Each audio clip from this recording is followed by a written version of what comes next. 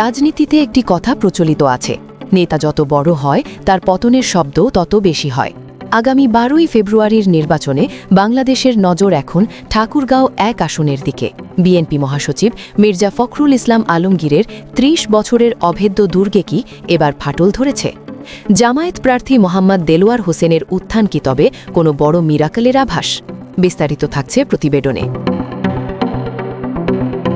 5ই আগস্টের আগে মির্জা ফখরুল ছিলেন এক জাতীয় বীর, কিন্তু পরবর্তী মাসগুলোতে তার কিছু কৌশলগত ভুল তাকে যেন জনবিচ্ছিন্ন করে তুলেছে। বিশ্লেষকরা বলছেন 3টি প্রধান কারণ ফখরুলের জন্য কাল হয়ে দাঁড়িয়েছে।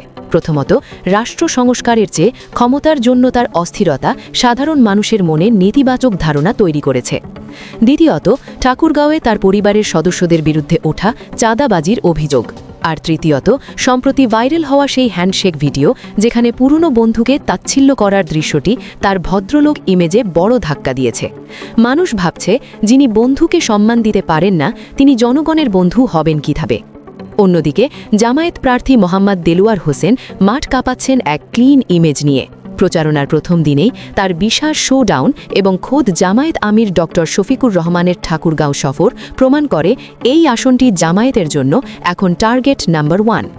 আমিরের এই সরাসরি উপস্থিতি ভোটারদের মনে একটি সাইকোলজিক্যাল শিফট তৈরি করেছে। যেখানে ফখরুল জাতীয় রাজনীতি নিয়ে ঢাকায় ব্যস্ত, সেখানে জামায়াত ভোটারদের দ্বারে দ্বারে পৌঁছে যাচ্ছে।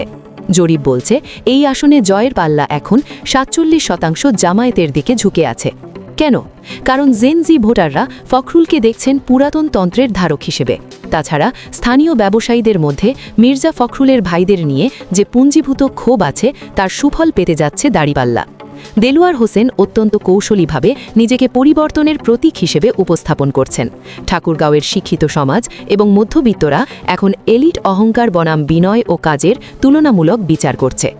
ঠাকুরগাঁও 1 আসনের লড়াই এখন আর স্থানীয় কোনো নির্বাচন নয়, এটি জাতীয় রাজনীতির একটি টেস্ট কেস। যদি মির্জা ফখরুল তার নিজের দুর্গেই হেরে যান, তবে তা হবে বিএনপির জন্য শতাব্দীর সবচেয়ে বড় রাজনৈতিক বিপর্যয়। 12ই ফেব্রুয়ারি কি ঠাকুরগাঁওয়ে নতুন কোনো সূর্যোদয় দেখবে, নাকি ফখরুল শেষ মুহূর্তে তার আধিপত্য রক্ষা করতে পারবেন? দর্শক, আপনার কি মনে হয়, ঠাকুরগাঁওয়ে কি এবার মিরাকেল ঘটবে? কমেন্টে আপনার মতামত জানান। ভিডিওটি ভালো লাগলে শেয়ার করুন এবং উত্তরবঙ্গ 24 টিভি সাবস্ক্রাইব করে আমাদের সাথেই থাকুন। ধন্যবাদ।